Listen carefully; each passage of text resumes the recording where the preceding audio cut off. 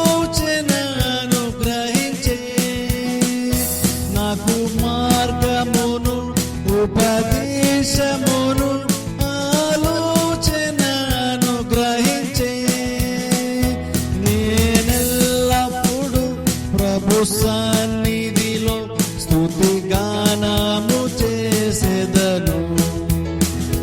నేనెల్లప్పుడు ప్రభు సన్నిధిలో స్తుతి గానము చేసేదను.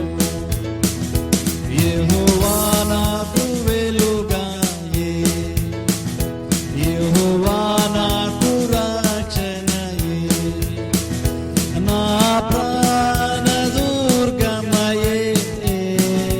నేను ఎవరికి ఎన్నడు భయపడను, నేను ఎవరికి ఎన్నడు భయపడను. నా కొండయు నా కోటయు నా ఆశ్రయము నీవే. నా కొండయు నా కోటయు నా ఆశ్రయము నీవే. నేనెల్లప్పుడు ప్రభు సన్నిధిలో స్తుతి గానము చేసేదను. నేనెల్లప్పుడు ప్రభు సన్నిధిలో స్తుతి గానము చేసేదను. యెహోవా నాకు వెలుగాయే, యెహోవా నాకు రక్షణయే, నా ప్రాణ దుర్గమయే. నేను ఎవరికి ఎన్నడు భయపడను, నేను ఎవరికి ఎన్నడు భయపడను. నా తల్లియు నా తండ్రియు ఒకవేళ మరచినను, నా తల్లియు నా తండ్రియు ఒకవేళ మరచినను. ఆపత్కాలమున చేయి విడువకను, యెహోవా నన్ను చెరదీయును. ఆపత్కాలమున చేయి విడువకను, యెహోవా నన్ను చెరదీయును. యెహోవా నాకు వెలుగాయే, యెహోవా నాకు రక్షణయే, నా ప్రాణ దుర్గమయే. నేను ఎవరికి ఎన్నడు భయపడను, నేను ఎవరికి ఎన్నడు భయపడను. నా తల్లియు నా తండ్రియు ఒకవేళ మరచినను, నా తల్లియు నా తండ్రియు ఒకవేళ మరచినను. ఆపత్కాలమున చేయి విడువకను, యెహోవా నన్ను చెరదీయును. ఆపత్కాలమున చేయి విడువకను, యెహోవా నన్ను చెరదీయును. యెహోవా నాకు వెలుగాయే, యెహోవా నాకు రక్షణయే, నా ప్రాణ దుర్గమయే. నేను ఎవరికి ఎన్నడు భయపడను, నేను ఎవరికి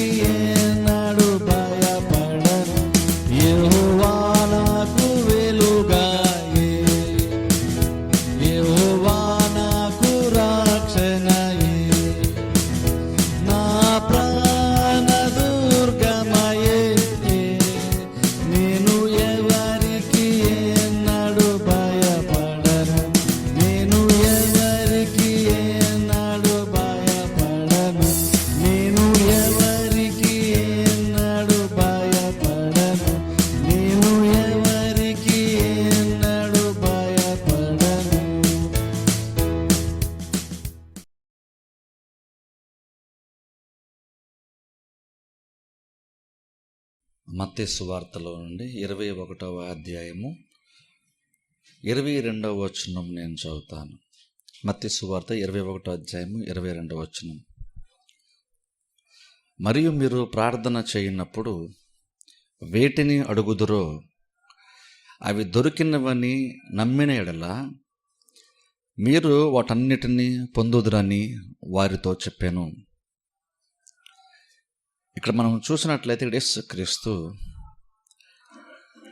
ఒక కొండను ఎత్తబడి సముద్రంలో పడవేయబడమని చెప్పి అని మాట్లాడుతూ, అంటే సందర్భం చూస్తే అంజూరపు చెట్టును యేసుకు శపించిన తర్వాత అది అలా జరిగింది అని శిష్యులకు ఆశ్చర్యం కలిగినప్పుడు యేసుక్రీస్తు అక్కడ విశ్వాసము గురించి, అలాగే విశ్వాసముతో చేసేటువంటి ప్రార్థన గురించి క్రీస్తు అక్కడ మాట్లాడుతున్నారు. అలా మాట్లాడుతూ విశ్వాసంతో ప్రార్థించుట, అలాగనే విశ్వాసంతో ప్రార్థిస్తున్నామన్నామంటే అప్పుడు మనం మాట్లాడేటువంటి మాటల విధానం కూడా ఎలా ఉంటుంది ఇక్కడ యేసుక్రీస్తు బోధిస్తున్నారు. అందుకని ఇక్కడ చూడండి, ఎత్తబడి సముద్రంలో పడవేయబడుగాక అని చెప్పిన ఎడల అంటున్నారు. అంటే ఏంటంటే విశ్వాసం ఉన్నప్పుడు మనం ఎలా మాట్లాడతాము, ఎలాగ ప్రార్థన చేస్తాం. ఎందుకంటే ప్రార్థన అనేటువంటిది కూడా బేసిక్గా ఏంటంటే దేవునితో మాట్లాడుతున్నాం, లేదా దేవునికి కొన్ని విషయాలు మనం చెప్పుకుంటున్నాం. అది కూడా మాటలకు సంబంధించింది. కాబట్టి యేసుక్రీస్తు విశ్వాసం గురించి, అలాగనే విశ్వాసముతో ప్రార్థన చేయడం గురించి అక్కడ యేసుక్రీస్తు బోధిస్తున్నారు. ఇప్పుడు చూడండి, మనము విశ్వాసం విషయానికి వచ్చేసరికి మనము అది ఎంత ప్రాముఖ్యం అర్థం చేసుకోవాలి. విశ్వాసం అంటే ఆత్మ సంబంధమైనటువంటి ఒక బలం లాంటిది. విశ్వాసం అనేటువంటిది ఆత్మ సంబంధమైనటువంటిది, అది చాలా బలమైనటువంటిది. అది ఎంత బలమైందంటే యేసుక్రీస్తు మాట్లాడుతూ ఎత్తబడి సముద్రంలో పడవేయబడమని కొండను చూసి చెప్తే అది జరుగుతుంది అని కూడా క్రీస్తు అంటున్నారు. ఇప్పుడు అలాగని ఏదో భౌతికమైనటువంటి కొండ గురించి ఏదో మనకు ఏదో అనిపించి ఏదో కొండను గురించి అక్కడ మాట్లాడట్లేదు, కానీ నిజమైనటువంటి సమస్యలు మన జీవితంలో కొండల్లాగా స్థిరంగా ఉండి చాలా పెద్దగా ఉండి కదల్చబడవేమో అనిపించేలాంటి సమస్యల గురించి ఇక్కడ క్రీస్తు యాక్చువల్గా మాట్లాడుతూ, విశ్వాసం ఉంటే అది కూడా సముద్రంలో పడవేయబడుతుంది. ఆలోచన స్పెసిఫిక్గా యేసుక్రీస్తు కొండను కదిలించడం గురించి మాట్లాడుతూ సముద్రంలో పడవేయబడటం గురించి మాట్లాడుతున్నారు. అంటే అర్థం ఏంటంటే ఇది ఎన్నటికీ కనబడకుండా ఉండేటువంటి ఒక స్థలం గురించి క్రీస్తు మాట్లాడుతున్నారు. యేసుక్రీస్తు విశ్వాసం గురించి బోధించేటప్పుడు ఆయన మాట్లాడుతున్నటువంటి ఆయన ఉపయోగిస్తున్నటువంటి పదాలు ప్రాముఖ్యం. విశ్వాసం గురించి మాట్లాడుతున్నప్పుడు ఏమన్నా కొండని ఎత్తి పడవేయబడమంటే ఎత్తి జరిగిపోమంటే అది జరిగిపోద్ది, మీకు దూరంగా అది పోద్ది అని కూడా చెప్పచ్చు. కానీ స్పెసిఫిక్ యేసుక్రీస్తు ఎత్తబడి సముద్రంలో పడవేయబడమని చెప్పి, అక్కడ సముద్రం అంటే స్పెసిఫిక్గా యేసుక్రీస్తు ఎంచి వాడుతున్నటువంటి పదం అది.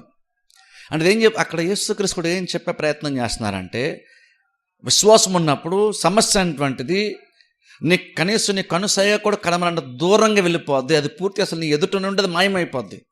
చూడ్డానికి నీ ముందు పర్వతంలాగా స్థిరంగా ఉన్నట్లుగా అది ఎప్పటికీ కదల్చబడదు అనేంతలాగా స్థిరముగా, అది కదిలించలేము అనేంత గొప్పగా కనబడచ్చు. కానీ అది నిజంగా ఎంత బలమైనదైనా సరే, అది నిజంగా ఎంత స్థిరమైనదైనా సరే, ఇంకొక విశ్వాసంతో గనక ఒక వ్యక్తి గనక కొన్ని కార్యాలు చేస్తే స్థిరమైనటువంటిది బలమైనటువంటిది కూడా నీ కళ్ళ ముందు కనబడకుండా దూరంగా వెళ్ళిపోద్ది. అంటే ఒక శాశ్వతమైన ఒక పరిష్కారము విశ్వాసం వల్ల మనకి దొరుకుతుంది. అంటే ఇక్కడ అందుకంటాను చూడండి, విశ్వాసం అంటే ఒక విశ్వాసం అనేటువంటి వాడు నేర్చుకునేటువంటి అతి ప్రాముఖ్యమైనటువంటి ఒక లెసన్ ఏంటంటే, ఒక పాఠం ఏంటంటే విశ్వాసం నేర్చుకోవడం. ఎందుకంటే నీతిమంతుడు విశ్వాసం మూలంగా జీవించడానికి బైబిల్లో ఉంది. విశ్వాసం అంటే ఎప్పుడో ఒకసారి సందర్భం వచ్చినప్పుడు, సమస్యలు వచ్చినప్పుడు దాని కొరకు ఎదురు చూస్తూ విశ్వాసం కలిగి ఉందామని అప్పటికప్పుడు ప్రయత్నం చేసేది కాదు. నీతిమంతుడు విశ్వాసం మూలంగా సమస్యలు తీర్చుకుని చెప్పట్లేదు. నీతిమంతుడు విశ్వాసం మూలంగా జీవిస్తాడు. అంటే లైఫ్ స్టైలే ఎలా ఉండాలంటే నీకు ఎప్పుడు కూడా విశ్వాస సంబంధంగానే ఉండాలి. అలా ఉన్నప్పుడు ఏమవుతుందంటే, ఒకవేళ సడన్గా ఏదో పెద్ద సమస్య వచ్చింది, పర్వతం లాంటి సమస్య వచ్చినప్పుడు నీకు ఆల్రెడీ విశ్వాసం ఉన్నావు కాబట్టి ఇప్పుడు నువ్వు కొన్ని కార్యాలు చెప్పినప్పుడు లేదా ప్రార్థన చేసినప్పుడు కార్యాలు జరుగుతాయి అని విశ్వాసం గురించి మాట్లాడుతున్నారు. అందుకంటే చూడండి, విశ్వాసం నేర్చుకోవడం మనకి చాలా ప్రాముఖ్యం. విశ్వాసం ఏం చేస్తుంది, విశ్వాసం మనకేం నేర్పిస్తుంది అంటే, విశ్వాసం మనం నేర్చుకున్నప్పుడు ఆ విశ్వాసం మనకేం నేర్పిస్తుంది అంటే, దేవుని దగ్గర నువ్వు ఎలా వెళ్ళాలి, నువ్వు ప్రార్థన ఎలా చేయాలి, నువ్వు దేవుని దగ్గరికి వెళ్తున్నప్పుడు ఎంత ధైర్యంగా వెళ్ళాలి, ఆ కార్యాల విశ్వాసం మనకు నేర్పిస్తుంది. అందుకే విశ్వాసం గురించి మనం నేర్చుకోవడం ప్రాముఖ్యం. విశ్వాసం గురించి మనం నేర్చుకున్నప్పుడు ఆ విశ్వాసము మనం కార్యాలు ఎలాగ చేయాలో మనకు అది నేర్పిస్తుంది, మనం నడిపిస్తుంది. అలా చేసినప్పుడు కార్యాలు మనం దేవుని దగ్గర నుండి మనం పొందుకుంటాం. అందుకని యేసుక్రీస్తు విశ్వాసం గురించి మాట్లాడుతున్నారు. అందుకంటే చూడండి, విశ్వాసం అందుకంత ప్రాముఖ్యం. స్పెసిఫిక్గా ప్రార్థన చేసేటప్పుడు ఇక్కడ విశ్వాసం, అందుకని చూడండి, విశ్వాసం మాట్లాడిన తర్వాత వెంటనే మీరు ప్రార్థన చేయనప్పుడు అని వెంటనే ప్రార్థన గురించి మాట్లాడేశారు. అంటే అర్థం ఏంటంటే ఇక్కడ యేసుక్రీస్తు యాక్చువల్గా ఏం బోధిస్తున్నారంటే, నువ్వు ప్రార్థన చేసేటప్పుడు విశ్వాసంతో ఎలా ప్రార్థన చేయాలి, విశ్వాసం ప్రార్థన చేస్తే ఎలా ఉంటుంది విశ్వాసంతో ప్రార్థన చేస్తాడు క్రీస్తు అంటున్నారు. చూడండి, ప్రార్థన చేయనప్పుడు విశ్వాసం ఉంటే అది ఎలా తెలుస్తుంది మనకంటే, వేటిని అడుగుదురు అవి మీకు దొరుకునని నమ్మిన ఎడల మీరు వాటన్నిటినీ పొందుదురని వారితో చెప్పాను. విశ్వాసం ఎలాంటిదంటే, నువ్వు ప్రార్థన చేస్తున్నప్పుడే నేను పొందుతాననే నమ్మకం ఆల్రెడీ నీకుంటే అప్పుడు నువ్వు అడిగింది ఖచ్చితంగా నువ్వు పొందుకుంటావు. అంటే ప్రార్థన చేసేటప్పుడే ఉండేటువంటి నిశ్చయత గురించి క్రీస్తు మాట్లాడుతున్నారు. అది విశ్వాసం. ప్రార్థన చేసిన తర్వాత కార్యం పొందుకున్న తర్వాత వచ్చేటువంటి నిశ్చయత కాదు, ప్రార్థన చేస్తున్నప్పుడే దొరుకుతుంది అంటే ఒక నిశ్చయత గురించి క్రీస్తు మాట్లాడుతున్నారు. ఆ నిశ్చయత ఇంకొక రకంగా చెప్పాలంటే విశ్వాసము. ఇప్పుడు అందుకంటే చూడండి, మనం అందుకే విశ్వాసము నేర్చుకోవడము, విశ్వాస సంబంధంగా ప్రార్థించడం ఇంపార్టెంట్. ఎందుకంటే బైబిల్లో భక్తులు ఎవరు పొందుకున్నా సరే వాళ్ళు కార్యాలు పొందుకున్నప్పుడు వాళ్ళ విశ్వాసాన్ని బట్టి పొందుకోవడం బైబిల్ మనం చూస్తున్నాం. ఇప్పుడు అందుకంటే చూడండి, మనము దేవుడు యాక్చువల్గా ప్రార్థన విషయానికి వచ్చేసరికి మనం విశ్వాసం ఉంచాలంటే ఏమని విశ్వాసం ఉంచుతామంటే, మనం ఏదో గుడ్డిగా దేవుని ఏదో అడిగేస్తాం మనకు కాదు. యాక్చువల్గా మనం ప్రార్థన చేసేటప్పుడు బెస్ట్గా ప్రార్థన చేసేటువంటి విధానం ఏంటంటే, విశ్వాసం అంటే విధానమే ఖచ్చితంగా, కానీ బెస్ట్ విధానం ఏంటంటే, దేవుడు ఏదైతే మనకి యాక్చువల్గా వాగ్దానం చేశాడో ఆ వాగ్దానాన్ని బట్టి ప్రార్థన చేయడమే శ్రేష్టమైన రీతిలో ప్రార్థించటం. అంటే ఇక్కడ అర్థం ఏంటంటే, ప్రార్థన అంటే ఏదో దేవుడు చెప్పనటువంటిది, దేవుడు ఇస్తాను అని అననటువంటిది ఏదో నువ్వు అడుగుతున్నావు ఫస్ట్ టైం అని కాదు. విశ్వాసం అటువంటిది ఎలాంటిదంటే, దేవుడు ఆల్రెడీ వాగ్దానం చేశాడు, అది మనకు తెలుసు, దానిని బట్టి ఇప్పుడు బైబిల్లో ఉంది కాబట్టి ఆ వాగ్దానాన్ని నమ్ముతున్నాం. ఇప్పుడు అందుకని మనం ప్రార్థన చేస్తున్నాం. ఇప్పుడు చూడండి, అందుకనే వాగ్దానం అంత ఇంపార్టెంట్ బైబిల్లో. మన దేవుడు వాగ్దానములను చేసేటువంటి దేవుడు. భక్తులు ఎవరి జీవితాలు మారినా సరే మీరు చూడండి, వాళ్ళ జీవితాలు మారడానికి మునుపు ఫస్ట్ దేవుడు వారికి వాగ్దానం చేయడం బైబిల్లో మనం చూస్తాం. భక్తులు ఇండివిజువల్గా అబ్రహాం అన్నా, ఇస్సాక్ అన్నా, యాకోబు అన్నా, యోసేపు అన్నా, ఎవరన్నా సరే బైబిల్ ఎవరైనా సరే కావచ్చు, దేవుడు వాగ్దానం చేస్తున్నాడు. ఆ తర్వాత వాగ్దానాన్ని బట్టి వాళ్ళు విశ్వాసం ఉంచుతున్నారు. ఆ విశ్వాసాన్ని బట్టి వారి జీవితంలో ఆ వాగ్దానము నెరవేరుతుంది. ఇప్పుడు అందుకని చూడండి, దేవుడు వాగ్దానం చేసేటువంటి దేవుడు. అందుకని దేవుడు యాక్చువల్గా విశ్వాసంగా మనకి ఏం వాగ్దానం చేశాడో, విశ్వాసంగా మన గురించి దేవుడు ఏం చెప్తున్నాడో, మనకి ఏమేమి చేస్తాను దేవుడు చెప్తున్నాడో మనము బైబిల్ చదివి తెలుసుకోవడానికి అంత ఇంపార్టెంట్. అందుకని బైబిల్ తెలుసుకోవడం అంత ఇంపార్టెంట్. ఎందుకంటే దేవుడు చాలా వాగ్దానాలు చేశాడు. పేతురు పత్రికలో 2వ పత్రికలో 1వ అధ్యాయంలో పౌలు మాట్లాడుతూ అమూల్యమైన వాగ్దానములు అంటాడు. అమూల్యములను అత్యధికములైన వాగ్దానములు అంటాడు పేతురు. అమూల్యములు అత్యధికములైన అంటే దేవుడు అత్యధికం అంటే చాలా వాగ్దానాలు చేశాడు. అయితే చాలా వాగ్దానాలు చేశాడు సార్, ఎందుకు అసలు వాగ్దానం ఎలాంటివి అంటే అమూల్యమైనటువంటివి. ఎందుకు అమూల్యమైనటువంటి వాగ్దానం అని పేతురు ఎందుకు చెప్తున్నాడు? దేవుడు చాలా వాగ్దానాలు చేశాడంటే సరిపోద్ది కదా. కానీ ఎందుకని పేతురు మాట్లాడుతున్నాడు అమూల్యములైన అత్యధికమైన వాగ్దానాలు ఎందుకు అంటున్నాడంటే, ఎందుకు అమూల్యమైనటువంటివి అంటే అలాంటి వాగ్దానాలు ప్రపంచంలో ఎవరు కూడా మనకి చేయరు. దేవుడు చేసేటువంటి వాగ్దానాల్లో అందులో ఉన్నటువంటి లక్షణం, అందులో ఉన్నటువంటి ప్రత్యేకత ఏంటంటే, అది ఎందుకు అమూల్యమైనటువంటి వాగ్దానం అంటే అలాంటి వాగ్దానాలు ఎవరు మనకి చేయరు. ఏ మనిషి చేయడు, ఏ మనిషి చేయలేనంత గొప్ప వాగ్దానాలు, అంత ఉన్నతమైనటువంటి వాగ్దానం చేయడం మాత్రమే కాదు, దాన్ని దేవుడు నెరవేరుస్తాడు. కాబట్టి అమూల్యమైన వాగ్దానాలని పేతురు అంటున్నాడు. ఇప్పుడు ఒకసారి దాని బట్టి ఆలోచించండి. ఈవెన్ ప్రార్థన విషయానికి వచ్చారు కూడా, దేవుడు ఏదైతే అడుగుడి మీకు ఇవ్వబడిన దేవుడు చెప్పాడో అది కూడా అమూల్యమైనటువంటి ఒక వాగ్దానం అని అడిగితే అందులో అది కూడా చాలా ప్రత్యేకం. ఎందుకంటే ఆ వాగ్దానము ప్రపంచంలో ఏ మనిషి మనకు చేయడు. యాక్చువల్గా ఏ మనిషి మనకు చేయడు. యాక్చువల్గా ఏ మనిషి ఎప్పుడూ మనకు చేయడు. నీకు ఏది అవసరమో నాకు చెప్పు, నేను చేస్తాను అనేవాడు ప్రపంచంలో ఎవడు నార్మల్గా ఉండడు. ఒక నిజంగా అలా చెప్పినా మనం నమ్మడానికి వీలు లేదు. ఎందుకంటే వాళ్ళు మాట నిలబెట్టుకోరు, లేదంటే చేసేంత సామర్థ్యం కూడా వాళ్ళకు ఉండదు. కానీ బైబిల్కి వచ్చేసరికి ఇదే దేవుని యొక్క వాగ్దానం ఎందుకు అమూల్యమైనటువంటిది అంటే, అలాంటి వాగ్దానాలు ఎవరు కూడా చేయనంత ఉన్నతమైనటువంటి వాగ్దానాలు. ఇప్పుడు అందుకనే ఆ వాగ్దానాలు జ్ఞాపకం చేసుకుంటూ మనం దేవుని దగ్గరికి ప్రార్థన చేస్తాం. ఏం నమ్ముతున్నాము అంటే, ఈ దేని మీద విశ్వాసం ఉంచుతున్నామంటే దేవుడు ఆల్రెడీ కొన్ని విషయాలు చెప్పాడు మనకి. ఇప్పుడు అందుకనే మనము ఆ వాగ్దానాలు పట్టుకొని మనం దేవుని దగ్గరికి వెళ్తున్నాం. దేవుడు నిజంగా దేన్ని మెచ్చుకుంటాడు, నిజంగా దేవునికి ఏది సంతోషం తీసుకొస్తుందంటే, ప్రభు నువ్వు చెప్పావు కదా అని ఎప్పుడైతే మనం దేవుని దగ్గరికి వెళ్తున్నామో అది నిజంగా దేవుడు చాలా సంతోషం తీసుకొస్తుంది. అంటే బేసిక్గా ఎందుకు దేవుడికి సంతోషం తీసుకొస్తుంది అంటే ఆల్రెడీ దేవుడు ఏం చెప్పాడో నువ్వు తెలుసుకునేటువంటి ఇంట్రెస్ట్ నీకు ఉందన్న విషయం దేవునికి అర్థమవుతుంది. బైబిల్లో దేవుడు ఏమైతే చేస్తానని చెప్పాడో నువ్వు ప్రభు నువ్వు పలానా చోట ఇలా అన్నావు కదా నువ్వు వెళ్ళినప్పుడు దేవుడు యాక్చువల్ ఏం చేస్తాడంటే నువ్వు ఆయన చెప్పినటువంటి మాట లేదంటే వాక్యాన్ని లేదా వాగ్దానాన్ని నువ్వు నిజమని నువ్వు నమ్మేవు. ప్రభు నువ్వు చెప్పావు కదా అని వెళ్తున్నామంటే బేసిక్ అర్థం ఏంటి, దేవుడు దాన్ని ఎలా తీసుకుంటాడు, దాన్ని ఎలా చూస్తాడంటే నేను చెప్పినటువంటి మాట మీద ఈ వ్యక్తికి నా మాట మీద ఎంత నమ్మకం ఉంటే నేను చెప్పిన దాన్ని బట్టి నా దగ్గరికి వస్తూ నేను ఒకప్పుడు చెప్పిన మాట నాకు తిరిగి జ్ఞాపకం చేస్తున్నాడు అంటే నా మాట మీద వ్యక్తికి ఎంత నమ్మకం. ఇప్పుడు దేవుడు అల్టిమేట్ దేవుడు అదే కోరుతున్నాడు.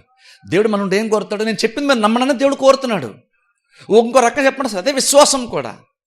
ఇప్పుడు అందుకనే మనం ప్రార్థన చేసేటప్పుడు ప్రభు నువ్వు చెప్పేవి కదా వెళ్తున్నామంటే అంతకంటే శ్రేష్టమైనటువంటి రీతిలో ఏ విశ్వాసం కూడా ప్రార్థన చేయలేమో నేను అనుకుంటాను. ఎందుకంటే దేవుడు చెప్పాడంటే దేవుడు ఆ మాటను సీరియస్ తీసుకుంటాడు. దేవుడు చెప్పాడంటే దాన్ని సీరియస్ తీసుకుంటాడు. దాన్ని మనం కూడా సీరియస్గానే తీసుకోవాలి, దాన్ని నిజంగానే దేవుడు చేస్తాడని నమ్మాలనేటువంటి కూడా దేవుడు అనుకుంటున్నాడు. ఇప్పుడు జస్ట్ ఒకసారి ఆలోచించండి, ఒక విశ్వాసి పాపం చాలా సమస్యలు ఉన్నాయి కానీ చాలా పాపం సమస్యలు ఏదో రకంగా తీరాలనుకున్న ఆసక్తిగా దేవుని దగ్గరికి వెళ్తున్నాడు. కానీ వ్యక్తి దేవుడు ఎంతమంది ఏం చెప్పాడు దాని గురించి ఆయన తెలియదు, ఏం ఆలోచించట్లేదు, నమ్మట్లేదు, కానీ వెళ్తున్నాడు పాపం ఏదో రకంగా సమస్య తీరాలని. మరో వ్యక్తి ఏమో దేవుడు ఏం చేశాడో తెలుసుకున్నాడు, బైబిల్లోనికి వెళ్ళాడు, వాటిని బట్టి ఇప్పుడు సమస్యల పరిష్కారంగా వాగ్దానం ఉందని అర్థమైంది. ఆ వాగ్దానాన్ని బేస్ చేసుకుని ప్రార్థన చేస్తున్నాడు. చూసారా, ప్రభు నువ్వు పలానా చోట ఇలా చెప్పావు కదా అని ఎప్పుడైతే వెళ్తున్నాడో అప్పుడు ఏంటంటే ఆ వ్యక్తి సరైన విశ్వాసి. ఎందుకంటే ఆయన దేవుడు చెప్పినటువంటి దాని మీద విశ్వాసం ఉంచాడు కాబట్టి ఇప్పుడు దేవుని దగ్గరకు వచ్చి ప్రభు నువ్వు సెలవిచ్చావు కదా అంటున్నాడు. నేను చాలాసార్లు చెప్తాను చూసారా, కోర్టులో చూడండి, కోర్టులోనే జడ్జి ఒక తీర్పు ఇచ్చేటప్పుడు ఏ లాయర్కి అనుకూలంగా తీర్పిస్తాడు తెలుసా? జడ్జు ఏ లాయర్కి అనుకూలంగా తీర్పిస్తాడంటే చట్టంలో ఏముందో పలానా లాలో ఏముందని పలానా అని మెన్షన్ చేస్తూ ఆ కోర్ట్స్ ఏవో కొన్ని ఉంటాయి చూసారా, వాటిని మెన్షన్ చేస్తూ ఏ లాయర్ అయితే వాదిస్తాడో ఆయనకి ఫేవర్గా వస్తుంది జడ్జిమెంట్ ఎప్పుడు కూడా ఖచ్చితంగా. ఎందుకని ఆయన లాయర్ అంటే అర్థం ఏంటంటే లాని క్షుణ్ణంగా పరిశీలించాడు. జస్ట్ ఇక్కడ లాయర్ మంచోడు అయిపోతే జడ్జు ఈ లాయర్ పాప మంచోడు కాబట్టి ఖచ్చితంగా ఈ లాయర్కి అనుకూలంగా తీర్పిద్దాం అని జడ్జి అలా తీర్పు తీర్చలేడు కూడా. అలాగా కోర్టులో దేనికి మోస్ట్ ప్రయారిటీ దేనికి వాల్యూ ఉంటుంది అంటే లాయర్కి వాల్యూ ఉండదు, లాకి వాల్యూ ఉంటుంది. లాకి చట్టానికి వాల్యూ ఉంటుంది, కోర్టులో లాయర్లకు వాల్యూ ఉండదు. అందుకే జస్ట్ నువ్వు లా చేసావు కాబట్టి నువ్వు చెప్పింది నేను చేసేస్తావు, నువ్వు చెప్పింది నేను వింటాను అని జడ్జి అనుకోడు. ఎంత పెద్ద లాయర్ అయినా సరే కావచ్చు, వస్తున్నప్పుడు నువ్వు ఈ పాయింట్ చెప్తున్నప్పుడు ఏ బేసిస్ మీద చెప్తున్నావు, ఎక్కడుంది రిఫరెన్స్ నాకు చూపించాలి. వాళ్ళు ఎప్పుడైతే చెప్తాడో అప్పుడు ఎవరు చెప్పినా సరే దాన్ని జడ్జు సీరియస్గా తీసుకుంటాడు. ఆ మాటని నమ్మి దాన్ని బట్టి ఆలోచన చేస్తాడు తీర్పు ఎలా అవ్వాలని. ఇప్పుడు అది వాస్తవమైనప్పుడు దేవుని దగ్గరికి వెళ్ళినప్పుడు దేవుడు కూడా దీనికి ఎక్కువ ప్రయారిటీ ఇస్తాడు. దేవుడు తన నామం కంటే నచ్చిన వాక్యమును గొప్ప చేశాడని బైబిల్లో ఉంది. అప్పుడు దేవుని దగ్గరికి వెళ్ళినప్పుడు దేవుడు నిజంగా సంతోషించాలంటే, నీకు అనుకూలంగా దేవుడు స్పందించాలంటే కూడా దేవుడు దేన్ని బట్టి సంతోషిస్తాడు, దేన్ని బట్టి నీకు వాల్యూ ఇస్తాడంటే ఆయన వాక్యములో ఏముందో దాన్ని నువ్వు తెలుసుకొని దాన్ని బట్టి నువ్వు బేసిస్ వెళ్ళావు అనుకో, అప్పుడు నువ్వు అది ఎందుకు అడుగుతున్నావు, ఏ పాయింట్ బేసిస్ నువ్వు అడుగుతున్నావో దేవునికి బాగా తెలుస్తుంది. బేసిక్గా అదే విశ్వాసము. లాయర్లు లా ఎందుకు మెన్షన్ చేస్తారు అక్కడికి వెళ్ళంటే వాళ్ళకు కూడా ఒక నమ్మకం ఏంటంటే నాకు అది వాల్యూ ఉంది, లాకి వాల్యూ ఉంది, అది కరెక్ట్గా యూజ్ చేస్తే నాకు అనుకూలంగా తీర్పు వస్తుంది. ఎందుకంటే లాయర్ల కంటే లా పెద్దది. అదే జడ్జెస్ మారిపోతారు ఈరోజు రేపు, లేదా లాయర్లు మారిపోతారేమో కానీ లా ఇప్పటికీ మారదు. అందుకని కోర్టులో లాకే గౌరవం. అలాగే దేవుని రాజ్యంలో కూడా దేవుని యొక్క వాక్యానికి, దేవుని యొక్క వాగ్దానానికి, దేవుని యొక్క మాటకే గౌరవం. ఇప్పుడు దాని బేసిస్గా మనం వెళ్తున్నప్పుడు ఖచ్చితంగా దేవుడు మనకు అనుకూలంగానే ఖచ్చితంగా రెస్పాండ్ అవుతాడు. అందుకనే మనము దేవుడు ఏం చెప్తున్నాడో తెలుసుకోవడం ఇంపార్టెంట్, దాన్ని బట్టి బేస్ అయ్యి ముందుకెళ్ళడం ఇంపార్టెంట్, దాన్ని బేస్ అయ్యి విశ్వాసం ఉంచడం ఇంపార్టెంట్. ఇప్పుడు ప్రాబ్లం ఏంటంటే మన ముందు ప్రాబ్లం ఉంటుంది, మన ముందు దేవుని యొక్క వాగ్దానం ఉంటుంది. కానీ చాలా సందర్భంలో పర్వతం లాంటి సమస్యలు పెద్ద పెద్దగా మనకు కనబడుతున్నప్పుడు మనం ఎక్కువగా దాన్ని చూసి భయపడతాం, కానీ దేవుని యొక్క వాగ్దానం చూసి ధైర్యం తెచ్చుకోం మనం చాలా సందర్భాల్లో. కానీ ఏముంటుంది తెలుసా, దేవుడు నిజంగా నేను బట్టి సంతోషించాలంటే, దేవుడు నేను బట్టి నిజంగా నీ బట్టలకు దేవుడు కార్యం చేయాలి, నీకు అనుకూలంగా స్పందించాలంటే నీ ముందు ప్రాబ్లం ఎంత పెద్ద అయినా సరే నువ్వు కనుక ఇంకను ప్రాబ్లం అంత పెద్ద కనబడుతున్నా సరే ఇంక నువ్వు కనుక వాక్యాన్ని బేసిస్ వెళ్ళావు అనుకో, అది విశ్వాసంగా దేవుడు చూస్తాడు, దాన్ని బట్టి దేవుడు కార్యాన్ని జరిగిస్తాడు. బైబిల్ అందరూ అంతే కదా. ఈవెన్ అబ్రహాం మీరు చూడండి, అబ్రహాం కూడా ఎగ్జాక్ట్ అలాగే ఉన్నాయి కదా. అబ్రహాం యాక్చువల్ ఏంటి, అబ్రహాం శరీరం మృతతుల్యమైనట్టు, శారా గర్భం మృతతుల్యమైనట్టు ఆలోచించాను కానీ అని బైబిల్ మనం చూస్తాం. అంటే బేసిక్గా రోమపత్రికలో పౌలు చెప్తున్నాడు అన్నమాట. అంటే అబ్రహాం యాక్చువల్గా ఆ టైంలో ఎలాగ ఆలోచించాడు? తన శరీరం మృతతలు దాదాపుగా రమారమి 100 ఏళ్ళు గలవాడే ఉన్నాడు అబ్రహాం ఆ టైంకి. ఇంకను దేవుడు వాగ్దానం చేస్తే అబ్రహాము ఆలోచించాడంటే ఏం ఆలోచించాడంటే, ఒకటి తన శరీరం చూస్తున్నప్పుడు అదే మృతతుల్యం అయిపోయింది, శారా గర్భం మృతతుల్యం అయిపోయింది. కానీ అబ్రహాం అంట దాని గురించి ఆలోచించాడు, కానీ అది గొప్పగా ఎంచుకోలేదు. ఓ రకంగా చెప్పాలంటే అబ్రహాము నిరీక్షించాడు, దేవుని మహింపరిచిన బైబిల్ మనం చూస్తాం. అంటే అబ్రహాము ఎలాగ ఆలోచించాడు ఆ టైంలో? అబ్రహాం గురించి పౌలు రోమపత్రికలు ఏం చెప్పే ప్రయత్నం చేస్తున్నాడు విశ్వాసులైన మనకంటే, అబ్రహాము ముందు 2 ఆప్షన్స్ ఉన్నాయి. ఒకటి ఏంటంటే, నువ్వు అనేక జన్మలు తండ్రిగా నువ్వు ఉంటావు అంటే దేవుని యొక్క వాగ్దానం, అదొకటైతే. ఇంకొక పెద్ద మేజర్ ఇంకొక కార్యం ఏంటంటే, తన శరీరం మృతతుల్యమైంది కాబట్టి గర్భం ధరించే ఛాన్స్ లేదు, వారసు వచ్చే ఛాన్సే లేదు. ఈ 2 అబ్రహాం ముందు ఉన్నప్పుడు అబ్రహాం ఏం చేశాడంటే, శరీరంలో ఎన్ని వీక్నెస్ ఉన్నాయి అబ్రహాంకి తెలుసు, కానీ ఇంకా బైబిల్ చెప్తున్న మాట ఏంటంటే దాన్ని పెద్దగా పట్టించుకోలేదు, దాన్ని పెద్దగా ఆలోచన చేయలేదు. అంటే ఈ పెద్దగా ఆలోచన చేయలేదు అంటే బేసిక్ అబ్రహాం ఏం చేసినట్టు అంటే, ఆయన ముందు 2 కనబడుతున్నప్పుడు ఆయన ఏమనుకున్నాడు అంటే, దేవుడు చేసిన వాగ్దానం ముందు ఈ శరీరము ఆపలేదు. ఈ శరీరం యొక్క బలహీనత ఏదైతే ఉందో దేవుని యొక్క వాగ్దానం ముందు ఈ శరీరం ఏమీ ఆపలేదు. దేవుని యొక్క వాగ్దానం ఎంత గొప్పదంటే, ఈ శరీరము ఆ వాగ్దానాన్ని ఆపేంత బలం శరీరానికి లేదు. శరీరము వీక్గా ఉందా అంటే వీక్గానే ఉంది. కానీ అబ్రహాం ఏం నమ్మాడంటే, ఆ మూమెంట్లో నిరీక్షణ కాదలేనట్టు నమ్మాడు. ఏం నమ్మాడంటే, దేవుడు వాగ్దానం చేశాడు, నా శరీరమేమో మృతతుల్యంగా ఉంది. ఆయనను దేవుని యొక్క వాగ్దానం ఎంత గొప్పదంటే, దేవుని యొక్క ఈ శరీరము అటువంటిది దేవుని యొక్క గొప్ప వాగ్దానాన్ని, దేవుని యొక్క అమూల్యమైన వాగ్దానాన్ని ఆపలేదు. దేవుడు చెప్పిన దాన్ని శరీరము ఆపలేదు, అడ్డుపడలేదు. అది నమ్మాడు. ఆ టైంలో నమ్మాడు కాబట్టి ఏం చేశాడంటే దేవుని మహింపరిచాడంట. ఎప్పుడు మహింపరిచాడు? కుమారుడు కలిగిన తర్వాత మహింపరచలేదు. ఆయన ఒక ముగింపుకు వచ్చాడు. ఏ ముగింపుకు వచ్చాడంటే, నా శరీరం వీక్గా ఉంది, జనరల్గా అయితే సహజంగా అయితే జరగదు, కానీ దేవుడు వాగ్దానం చేశాడు. వాగ్దానం చేసిన దేవుడు నమ్మదగిన వాడు. కాబట్టి దేవుని యొక్క వాగ్దానం ఎంత గొప్పదంటే, దేవుని యొక్క వాగ్దానం ముందు నా శరీరం ఏం నిలబడుతుంది? నా శరీరం ఎలా ఆప్ చేస్తుంది దేవుని యొక్క వాగ్దానాన్ని? నా శరీరం కంటే దేవుని యొక్క వాగ్దానం గొప్పది కదా అని ఎంచాడట. కాబట్టి ఇప్పుడు ఏం చేశాడంటే దేవుని మహింపరిచాడు. అది ఎప్పుడు కార్యం జరిగిన తర్వాత, కార్యం జరగకముందే మహింపరిచాడు. అంటే ఏమన్నా ఒక టైంలో ఒకసారి ఆలోచించాడు, నా శరీరం బలమైందా దేవుని యొక్క వాగ్దానం బలమైందని ఆలోచించినప్పుడు అర్థమైంది, లేదు నా శరీరం కాదు దేవుని యొక్క వాగ్దానం బలమైంది, అదే చివరి నా జీవితంలో నెరవేరుతుంది అని అర్థమైంది. కాబట్టి దేవుని స్తోత్రం అనుకున్నాడు. జస్ట్ హల్లెలూయా చెప్పాడని కాదు, దాన్ని బట్టి ప్రాబ్లం గురించి ఎక్కువ మాట్లాడలేదు, సొల్యూషన్ గురించి దేవుని యొక్క వాగ్దానం గురించి ఎక్కువ మాట్లాడాడు అబ్రహాము. మహింపరచడం అర్థం ఏంటి? ఏదో హల్లెలూయా చెప్పాడని కాదు, జస్ట్ అది హల్లెలూయా చెప్పాడని కాదు. మహింపరచడం అర్థం ఏంటంటే, ప్రాబ్లం కనబడుతున్నా సరే ఇంకా దేవుని యొక్క వాగ్దానాన్ని జ్ఞాపకం చేసుకుంటూ అలాగూ దేవుణ్ణి మహింపరిచాడు.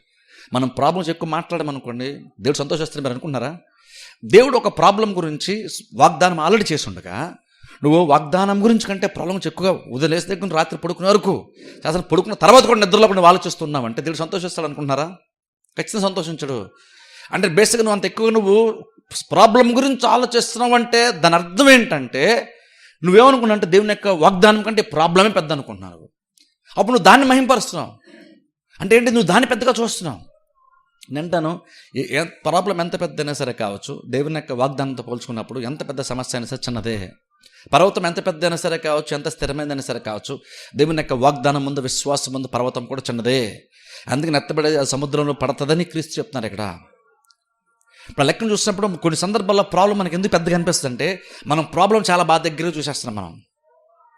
మనం ప్రాబ్లమ్ ఎందుకు నీకెందుకు అంత పెద్దగా అనిపిస్తుంది?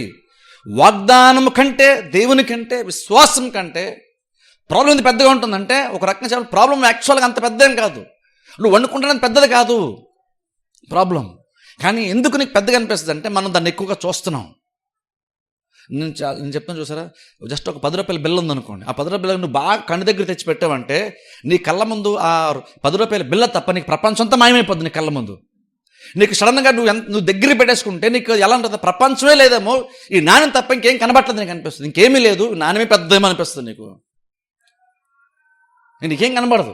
ఎందుకు కనబట్టలేదు? నాణ్యం అంత పెద్దది కాదు, నువ్వు అంత దగ్గరగా దాన్ని చూస్తున్నావు. కానీ దాన్ని కరెక్ట్గా దాన్ని ఎక్కడ పెట్టాలో అక్కడ నువ్వు పెడితే నీకు నాణ్యము కనబడుతుంది, మిగిలినటువంటి ప్రపంచం అంతా నీకు కనబడుతుంది. అలా ప్రాబ్లంని ఎంత పెట్టాలో అంతవరకే నువ్వు డిస్టెన్స్లో పెట్టి నువ్వు చూస్తూ ఉంటే నీకు ప్రాబ్లం కనబడుతుంది. కానీ ఇంక అంతకంటే ఇంకా వేరే ప్రపంచం ఉంది, ఇంకా గొప్ప వాగ్దానం ఉంది, దేవుని యొక్క కార్యాలు చాలా ఉన్నాయి, అవి కూడా నీకు కనబడతాయి కరెక్ట్గా చూస్తే. కానీ మనం కొన్నిసార్లు ఏంటంటే ఎందుకు మనకి మిగిలిన కనబడవు, ఎందుకని కనబడవంటే మన ప్రాబ్లం బాగా దగ్గరగా పెట్టేసుకొని మనం చూసేస్తున్నాం, అందుకని మనకు అది కనబడదు. మన కళ్ళ ముందు అది చిన్న ప్రాబ్లం కూడా మనకి ఏంటంటే చాలా పెద్దగా అనిపించేసి మేము అసలు నిరీక్షణే లేదనుకుంటాం మనం. అంటే నిజంగా అలాంటి నిరీక్షణ లేకపోవడం ఆశ్చర్యం లేదు, ఎందుకంటే నిరీక్షణ యాక్చువల్గా ఉంది కానీ వాళ్ళకి కనబట్టలేదు. ఎందుకు కనబట్టలేదు అంటే వాళ్ళ ప్రాబ్లం అంత దగ్గరగా పెట్టేసుకొని చూస్తున్నారు, వాళ్ళ ప్రాబ్లం గురించి ఆలోచిస్తున్నారు, ప్రాబ్లం గురించి మాట్లాడుతున్నారు, దాన్ని పెద్దగా చూస్తున్నారు. కానీ అబ్రహాం అలా కాదండి. అబ్రహాము దేవుని మహిమపరిచాడు అని బైబిల్ మనం చూస్తున్నాం. అంటే అర్థం, అబ్రహాంకి శరీరం ఏంటో తెలియదు కానీ కాదు, అసలు జ్ఞానం లేక కనుక దీని గురించి తెలుసు, ఇందులో ఉన్న వీక్నెస్ ఏంటో తెలుసు, ఇందులో ఉన్నటువంటి ప్రాబ్లం ఏంటో అబ్రహాంకి చాలా బాగా తెలుసు. కానీ ఇంకోటి కూడా అబ్రహాం తెలుసు ఏంటంటే దేవుని యొక్క వాగ్దానము ఎప్పుడు కూడా నాకున్నటువంటి సమస్యల కంటే వాగ్దానం చాలా గొప్పది, చాలా పెద్దది, దాని ముందు నా బలహీనతలు ఎంత అనుకున్నాడు అబ్రహాం. అలా అనుకున్నాడు కాబట్టే చివరికి టైం వచ్చినప్పుడు కార్యం జరిగినట్టు బైబిల్లో మనం చూస్తాం. అందుకంటే చూడండి, మనం ఎప్పుడు కూడా వాగ్దానాన్ని జ్ఞాపకం చేసుకోవాలి. మన ముందు ఎప్పుడు రెండు ఆప్షన్స్ ఎప్పుడూ కనబడుతూ ఉంటాయి. విశ్వాసయాత్రలో నీతిమంతులు విశ్వాసం మూలంగా జీవిస్తున్నప్పుడు ఎప్పుడు కూడా నువ్వు విశ్వాసంతో కంటిన్యూ అవ్వాలి. విశ్వాసం కంటిన్యూ అవుతుంది ఎప్పుడు కూడా నీకు ప్రాబ్లం కూడా నీ ముందు కనబడుతూనే ఉంటుంది, కనబడకుండా ఉండదు. కానీ ఎప్పుడు కూడా మనం గుర్తుపెట్టుకుని మనం దేన్ని ఎక్కువ నమ్ముతాం అనేది చాలా ఇంపార్టెంట్, దేన్ని ఎక్కువ సీరియస్ తీసుకున్నాం చాలా ఇంపార్టెంట్. చూడండి, ఇక్కడ 12 మంది వేగి చూడడానికి వెళ్ళినప్పుడు చూడండి, 10 మంది ఏమో చెడ్డ సమాచారం చెప్పారు, యెహోషువ మంచి సమాచారం చెప్పారు. యెహోషువ ఏమని తెలుసా, లేదు ఖచ్చితంగా మనం వెళ్దాం, నిశ్చయంగా వీళ్ళేమో మనం వెళ్ళొద్దు వెనక్కి తిరిగి వెళ్ళిపోదాం అని 10 మంది వాళ్ళతో పట్టుకుని లక్షల మంది ఇజ్రాయేల్ జనమంతా అంటుంటే ఆ లక్షల మంది మధ్యలో వీళ్ళిద్దరు అంటున్నారు, లేదు నిశ్చయంగా మనం వెళ్దాం, ఖచ్చితంగా దాన్ని మనం స్వాధీనపరుచుకుంటాం, దాన్ని మనం జయిస్తామన్నారు వాళ్ళు. యెహోషువ అలా అన్నారు, ఖచ్చితంగా మనం స్వాధీనపరుచుకుంటాం, మనం జయిస్తాం. ఎందుకు ఎలా అన్నారు అది? అక్కడ వాళ్ళు దేవుని గురించి ఆలోచించారు, దేవుని యొక్క వాగ్దానం ఎంత గొప్పదో వాళ్ళకి అర్థమైంది, దాని గురించి మాట్లాడుతున్నారు. అక్కడ ఉన్నటువంటి ఆజాను బాహుల గురించి, ఉన్నత దేవుల గురించి మాట్లాడటది లేదు. కానీ మిగిలిన మాట్లాడుతున్నారు అంటే వాళ్ళని దగ్గరగా పెట్టుకొని చూస్తున్నారు. కానీ యెహోషువ మాత్రం అలా కాదు, లేదు దేవుడు మన ఇంత ఆనందిస్తే అన్న చూసారు, అంటే దేవుడు వాగ్దానం చేశారు చూసారా, దాని గురించి మాట్లాడుతున్నారు. ఎందుకంటే చూడండి, ఇక్కడ ప్రధానంగా మనకు మనం ఏం నేర్చుకుంటే విశ్వాసం నేర్చుకోవాలి. ఎందుకంటే దేవుడు మనకు కూడా చాలా వాక్యాలు చెప్తాడు. దేవుడు మనకు కూడా మనం హెబ్రీ పత్రికలో మీరు వెళ్ళి చూడండి, అక్కడ యాక్చువల్గా చూస్తే అక్కడ మనకి 4వ అధ్యాయం అనుకుంటే అక్కడ చూస్తే పౌలు అక్కడ మాట్లాడుతూ ఇజ్రాయెల్ ప్రజల గురించి మాట్లాడుతూ వాళ్ళకి ఎలా సువార్త ప్రకటించబడిందో మనకు కూడా ఎగ్జాక్ట్ అలాగే సువార్త ప్రకటింపబడింది. కాకపోతే బైబిల్ చెప్తున్న మాట ఏంటంటే వాళ్ళకు విశ్రాంతి నిలుచుంది, కానీ వారు దేవుడు వాగ్దానం చేసినప్పటికీ, వాగ్దానం నిలుచున్నప్పటికీ, విశ్రాంతి నిలుచున్నప్పటికీ వాళ్ళు అందులో ప్రవేశించలేకపోయారు అంటాడు. అని వెంటనే కూడా తెలుసా, కాబట్టి మీరు కూడా జాగ్రత్త ఉండండి అంటున్నాడు, మీరు కూడా జాగ్రత్త ఉండండి. అంటే ఏంటంటే వాళ్ళకి ఎలాగైతే సువార్త ప్రకటించబడిందో మీకు అలాగే సువార్త ప్రకటించబడింది. అంటే బేసిక్గా వాక్యం అలాగనే దేవుడు మనకు బోధించాడు. వాళ్ళకి ఎలా వచ్చిందో మనకి ఎలా వచ్చిందట. ఎందుకు వాళ్ళకి వచ్చిన సువార్త అంటే ఏంటి, యేసుక్రీస్తు గురించి సువార్త అని కాదు. ఇజ్రాయెల్ ప్రజలకి ఆనాడు ఐగుప్తులు అంటే వాళ్ళకి సువార్త ఏంటంటే, మీకు నా కానాన్ దేశాన్ని మీకోసం నేను ఏర్పాటు చేశాను, అది పాలు తేనె ప్రవహించేటువంటి దేశము, అదొక గుడ్ న్యూస్, అదొక మంచి వార్త, మీకు అది మీ ఫ్యూచర్ బాగుంటుంది అనేటువంటిది ఒక సువార్త. వాళ్ళకి మోషే లాంటి గొప్ప నాయకుడు ద్వారా దేవుడు వారికి ప్రకటించాడు. యాక్చువల్ పౌలు చెప్తాడు అన్నమాట, వాళ్ళకి ఎలా ప్రకటించబడిందో మనకి అలాగే ప్రకటించబడింది సువార్త. కానీ వాళ్ళు ఏంటంటే వాగ్దానం దేవుడు చేశాడు, బోధించేవాడు ఉన్నాడు, గొప్ప బోధకుడు మోషే ఉన్నాడు, బోధించాడు. కానీ ఇందులో వాళ్ళు వెళ్ళలేకపోయారని పౌలు మాట్లాడుతున్నాడు. ఎందుకు వెళ్ళలేకపోయారు అంటే దేవుని వాగ్దానం అల్పమైంది కావటం కాదు, దేవుడు తీసుకుని వెళ్ళలేకపోయాడని కాదు, మోషే సరిగ్గా వాళ్ళకి మోటివేట్ చేయలేదని కాదు, మోషే సరిగ్గా వాళ్ళకి చెప్పలేదని కాదు. ఆ టైంలో ప్రపంచం అంతట్లో భూమి మీద మోషే కంటే గొప్ప బోధకుడు ఆ మూమెంట్లో లేడు వాళ్ళకి. మరి అలాంటి వ్యక్తి బోధించినా సరే ప్రపంచంలో బెస్ట్గా వాక్యం చెప్పి ఆయన బోధించాడు ఆ రోజున ఇజ్రాయెల్ ప్రజలకి సువార్త. ఏంటంటే దేవుడు మన కొరకు ఒక దేశాన్ని సిద్ధపరిచాడు, అది కానాన్ దేశం, అది పాలుతో ప్రపంచ దేశం. మనం అక్కడికి వెళ్ళిపోదాం, ఐగుప్తు నుంచి మనం బయటకు వచ్చేద్దాం, అక్కడికి వెళ్ళిపోదాం, ఇందులోంచి వచ్చేసి అందులోకి వెళ్ళిపోదాం. దేవుడు మన కొరకు దాన్ని సిద్ధపరిచాడు. బందీగా ఉన్నటువంటి వాళ్ళకి అదొక పెద్ద గుడ్ న్యూస్, అది వాళ్ళకి అదొక సువార్త, అదొక మంచి వార్త వినడానికి. వాళ్ళు విన్నారు, కానీ వాళ్ళు ప్రవేశించారా అంటే ప్రవేశించలేకపోయారు. ఎందుకని? వాగ్దానం చేసినవాడు బలహీనుడని కాదు, లేదా ఆయన వాగ్దానం చేయలేదని కాదు, లేదా నడిపించేవాడు బలహీనుడైనటువంటి వాడు కాబట్టి వాళ్ళు వెళ్ళకపోయారని కాదు. బైబిల్ చెప్తున్న మాట పౌలు అంటాడు హెబ్రీ పత్రికలో, వాళ్ళు విశ్వాసం గలవారే కలిసి ఉండలేదు అంటాం. అంటే అర్థం ఏంటంటే బేసిక్ దేవుడు వాళ్ళు వినేటువంటి వాక్యానికంటే వాళ్ళ విశ్వాసాన్ని జతపరుచుకోలేదు, అంటే చెప్పిన దాన్ని వాళ్ళు నమ్మలేదు, అందుకని వాళ్ళు పొందుకోలేపారు. ఇప్పుడు పౌలు అంటున్నాడు, మీరు కూడా అలా తప్పిపోతారేమో, జాగ్రత్తగా చూసుకోండి అన్నాడు. అంటే అర్థం ఏంటంటే దేవుడు వాగ్దానం చేసిన తర్వాత కూడా దేవుడు వాగ్దానం చేసినప్పుడు కనుక విశ్వాసం ఎంత ప్రాముఖ్యం అంటే, అది కనుక నువ్వు నమ్మకపోతే, నువ్వు విన్నటువంటి వాక్యాన్ని కనుక నువ్వు కనుక నమ్మకపోతే, నువ్వు విశ్వాసాన్ని కనుక అన్వించుకోకపోతే నువ్వు వాగ్దానం నిలిచి ఉంటుంది, కానీ నువ్వు అందులోనికి వెళ్ళలేవు. దేవుడు ప్రామిస్ చేశాడు ఇజ్రాయేల్ ప్రజలకి, కానీ వాళ్ళు వెళ్ళారా? వెళ్ళలేదు. అంటే అర్థం ఏంటంటే, దేవుడు నాకు వాగ్దానం చేశాడంటే అన్ని భుజాలు ఎగరేసుకున్నంత మాత్రం నా కార్యము జరిగిపోదు. ఇజ్రాయేల్ ప్రజలకు దేవుడు అక్షరాలు వాగ్దానం చేశాడు. మోషే లాంటి గొప్ప నాయకుడు, అందరికంటే సాత్వికుడు, భూమి మీద ఉంటుంటారు సాత్వికుడు అని స్వయంగా దేవుడు సాక్షి చెప్పాడు. అలాంటి వ్యక్తి నడిపిస్తున్నప్పుడు కూడా ఇంకొన వాళ్ళు వెళ్ళలేకపోయారు. కారణం ఏంటి? వెళ్ళకపోవడం కారణం ఏంటంటే, క్లియర్గా దేవుడు కాదు, మోషకుడు కాదు. బైబిల్లో పౌలు చెప్తున్న మాట ఏంటంటే, వారు వాక్యాన్ని విన్నారు, విన్నారు కానీ వాళ్ళ విశ్వాసం కలుపుకోలేదు. అంటే దాన్ని నమ్మలేదు. వాళ్ళకి తెలుసా దేవుడు వాగ్దానం చేశాడు కానాన్ దేశాన్ని? తెలుసా? మీ ఎదుట ఏ జనం నిలవలేరు అని దేవుడు చెప్పాడన్న విషయాలు తెలుసా? వాళ్ళు తెలుసు, కానీ వాళ్ళు నమ్మారా? నమ్మలేదు. అందుకని వాళ్ళు యుద్ధం చేయడానికి లేదంటే కానాన్ దేశాన్ని ప్రవేశించడానికి వాళ్ళు ముందుకెళ్ళడానికి ఇష్టపడలేదు, వాళ్ళు భయపడ్డారు వాళ్ళు. కానీ యెహోషువ కాలేబు అన్నారు, మనం వెళ్దాము, దేవుడు మనం ఆనందిస్తాడు, ఖచ్చితంగా మనం నిశ్చయంగా మనం వెళ్దాం, దేవుడు దాన్ని మనకి ఇస్తాడు, మనం దాన్ని స్వాధీనపరుచుకుంటాం అన్నాడు యెహోషువ కాలేబులు. కానీ వాళ్ళు మిగిలిన ఇజ్రాయేల్ ప్రజలు నమ్మలేదు. అందుకని వాళ్ళు విశ్రాంతిలో ప్రవేశించలేదు. చూసారా? కొన్నిసార్లు ఏంటంటే మనం కూడా అలాగే ఉంటాం, కానీ కూడా దేవుడు ఎందుకో చేయట్లేదు అంటాం. జస్ట్ ఆలోచించిన బైబిల్ క్లియర్గా ఉన్న తర్వాత మనం కూడా ఎందుకో అంటే ఇజ్రాయేల్ ప్రజలు కానాన్ దేశంలోకి వెళ్ళలేకపోయారండి అన్నాం అనుకుంటే ఎంత మూర్ఖత్వం తెలుసా? ఎందుకో దేవుడు వాగ్దానం చేశాడు, వాళ్ళు ప్రయత్నం కానీ ఎందుకో జరగలేదంటే దేవుడు చెప్పింది అన్నట్టు అది చాలా అజ్ఞానం అంటాను. అలాగే దేవుడు కూడా మనకు చాలా వాగ్దానం చేశాడు, కానీ ఎందుకో దేవుడు చేయట్లేదని అన్నామంటే అది నడితే చాలా అజ్ఞానం, అది చాలా అవిశ్వాసం అంటాను దాన్ని. ఎందుకంటే దేవుడు ఒకసారి నీకు ఒకటి ప్రామిస్ చేసిన తర్వాత స్వార్థలాగా ప్రకటించి వాక్యం బోధించిన తర్వాత వాక్యంలో వాగ్దానం ఉంటుంది. వాక్యంలో అందుకే ప్రసంగం ఇంపార్టెంట్ అంటాను. ఆ ప్రతి ప్రసంగం ఒక సువార్తే. ఏంటో సువార్త అంటే, నువ్వు ఇలా కనుక చేస్తే నీకు ఇలా చేస్తాను, నువ్వు ఇలా ఉంటే నేను ఇది చేస్తాను, నువ్వు ఇది చేయలేదా నేను ఇది చేస్తాను అని దేవుడు ప్రతి వాక్యం ద్వారా ఒక సువార్త లాంటిదే మనకు ప్రకటిస్తున్నాడు. అంటే నీ జీవితం బాగుపడడానికి సువార్త, భేదాలకు సువార్త ప్రకటించడానికి, బలహీన బలపై యేసుక్రీస్తు వచ్చినప్పుడు అదే చెప్పారు. దేవుడిని అభిషేకించాడు. దేనికి అభిషేకించాడు? భేదాల సువార్త ప్రకటించడానికి, కుంటివారిని గుడ్డివారిని బాగు చేయడానికి, బంధకంలో ఉన్నటువంటి వారిని, సంఖ్యలో ఉన్నటువంటి వారిని విడిపించడానికి దేవుడిని అభిషేకించాడు, పంపడని చెప్పాడు. బేసిక్గా సువార్త. ఏంటో సువార్త అంటే, ఇంకా మనల్ని కూడా బంధించేటువంటి కార్యాలు చాలా ఉన్నాయి, మనల్ని కూడా సంఖ్యలు వేసేటువంటి కార్యాలు చాలా ఉన్నాయి. మనం కూడా ఒక రకంగా చెప్పాలంటే మనం కూడా భేదల లాంటి స్థితి మనకు కూడా ఉంది చాలా సందర్భంలో. అలాగే మనకు కూడా అనారోగ్య పరిస్థితులు మనకు కూడా ఉన్నాయి. కానీ గుడ్ న్యూస్ ఏంటంటే, యేసుక్రీస్తు ద్వారా వాటి నుండి మనం విడుదల పొందుకోవచ్చు. గుడ్ న్యూస్ అది. ఇప్పుడు దాన్ని నమ్మాలని దేవుడు ఎక్స్పెక్ట్ చేస్తున్నాడు. కానీ ప్రాబ్లం ఏంటంటే, మనం ఏంటంటే వాక్యాన్ని సీరియస్గా మనం తీసుకోం. మనం ప్రాబ్లమ్ సీరియస్గా తీసుకున్నంతగా దేవుని యొక్క వాక్యం సీరియస్గా తీసుకోం. ఎలా చెప్పొచ్చు? దీన్ని మనం సీరియస్ తీసుకున్నాం మీకు ఎలా తెలుసా? దాని పెద్ద ప్రవక్త చెప్పాల్సిన అవసరం లేదు. నీ నువ్వు ఎక్కువ సమస్య మీద ఎక్కువ మైండ్ పెడుతున్నావా, దేవుని మీద వాక్యం మీద ఎక్కువ మైండ్ పెడుతున్నావా, అది పెద్దగా ఎవరో ప్రవక్త చెప్పవసరం లేదు, మీకే తెలిసిపోద్ది. మీరు ఎక్కువ దేని గురించి మీరు ఆలోచిస్తున్నారు. దేవుడు వాగ్దానం చేస్తాడు, నువ్వు ప్రాబ్లమ్స్ ఉండడం అవసరం లేదు. యాక్చువల్గా మనం కొంతకాలం ఓపికగా ఉండి ఎదురు చూసి విశ్వాసం కలవారమే ఉండి దేవుడిని అడిగితే తప్పకుండా దేవుడు దాన్ని చేస్తాడు. పర్వతం పెద్ద కావచ్చు, కానీ స్వయంగా క్రీస్తు చెప్తున్న మాట అంటే, ఎంత పెద్ద పర్వతమైనా సరే అది జస్ట్ కొంచెం పక్కకు జరుగుతుంది కనుక అది ఎత్తబడి సముద్రంలో పడిపోద్ది. అంటే ఎత్తబడి సముద్రం పడితే నీ కళ్ళ ముందు అంత పెద్దగా కనబడుతున్నటువంటిది, నువ్వు కనుక ఒక్కసారి పరిపూర్ణమైన విశ్వాసం నీకుంటే నీ కళ్ళ ముందు అది కనబడంత దూరంగా వెళ్ళిపోద్ది. అది అంటే సముద్రం అట్టడికి వెళ్ళిపోద్ది. అది నీ తర్వాత కనబడి కూడా కనబడదు. అది జస్ట్ అసలు ఆలోచించండి.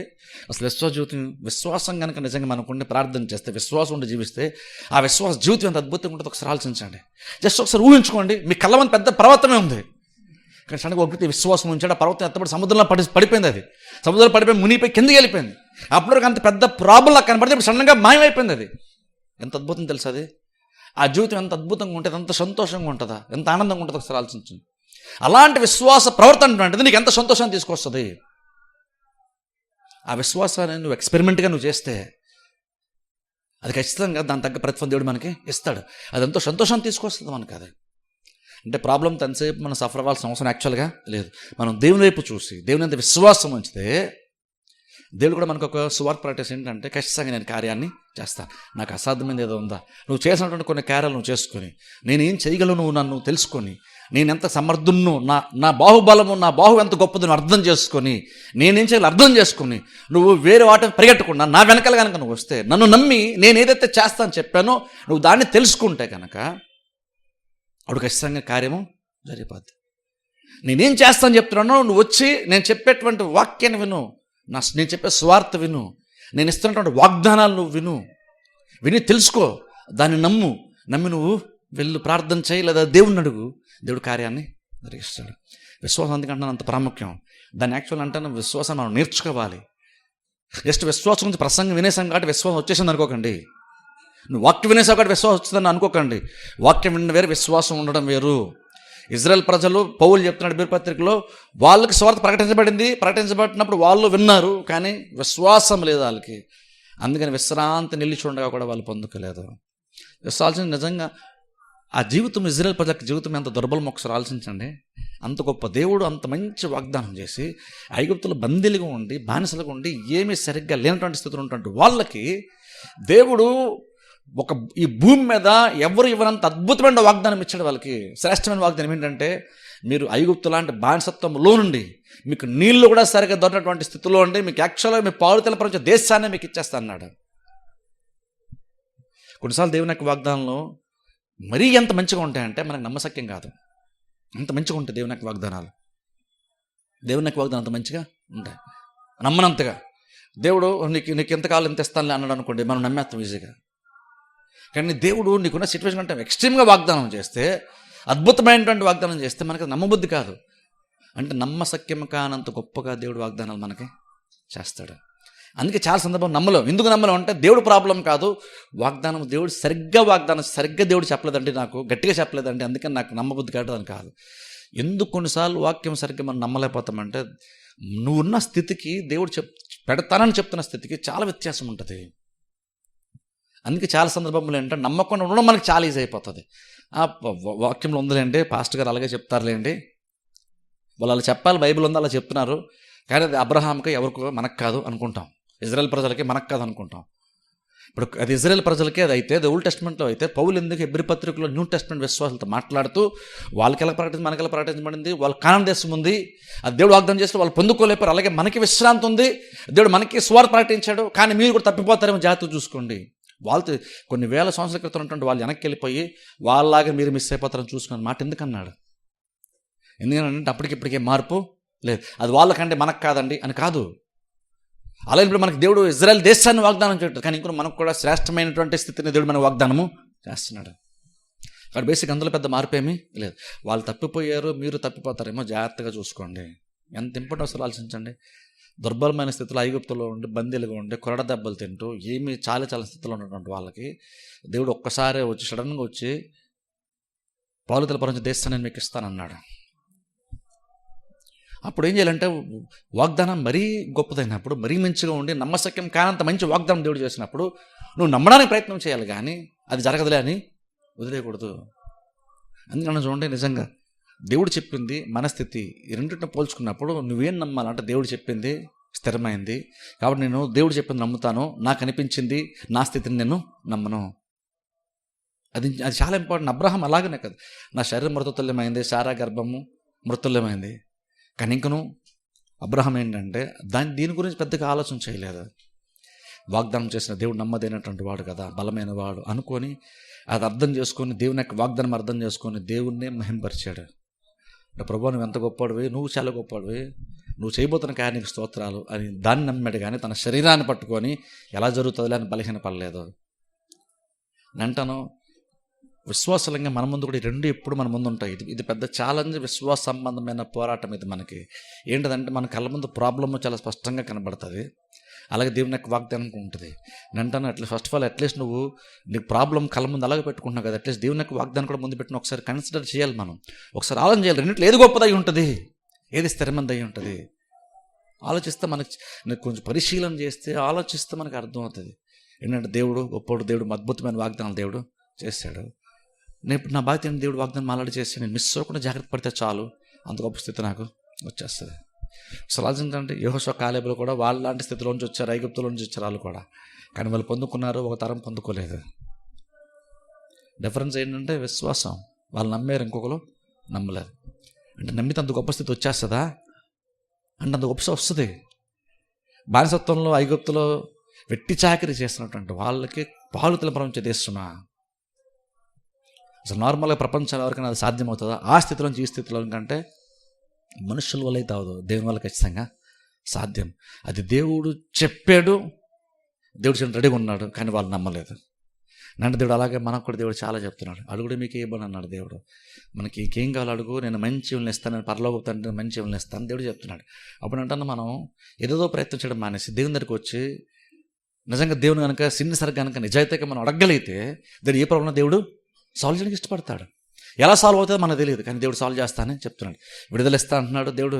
యాక్చువల్ బైబిల్ చూసి ఎత్తవస్త్రం ప్రకటిస్తున్నాడు దేవుడు. ఇలా చాలా దేవుడు చాలా క్యారెల్ చేస్తా అంటున్నాడు. మనం అది నమ్మినప్పుడు మనం ప్రాబ్లమ్స్ ఎలా మనం సాల్వ్ చేసుకుందాం శరీరానుసారంగా ఫైట్ చేయడం అనేసి దేవుని దగ్గరికి వచ్చేసి దేవుని అడగటం నేర్చుకోవాలి. విశ్వాసంతో నేర్చుకోవాలి. విశ్వాసం ఎలా ప్రార్థించాలి నేర్చుకోవాలి. విశ్వాసంతో ఎలా ప్రవర్తించాలి నేర్చుకోవాలి. అది నేర్చుకుంటే కార్యం తప్పకుండా దేవుడు చేస్తాడు. నన్ను దేవుని యొక్క వాక్యాన్ని అలాగే విశ్వాసాన్ని దేవుని యొక్క వాగ్దానాన్ని సీరియస్గా తీసుకోవాలి.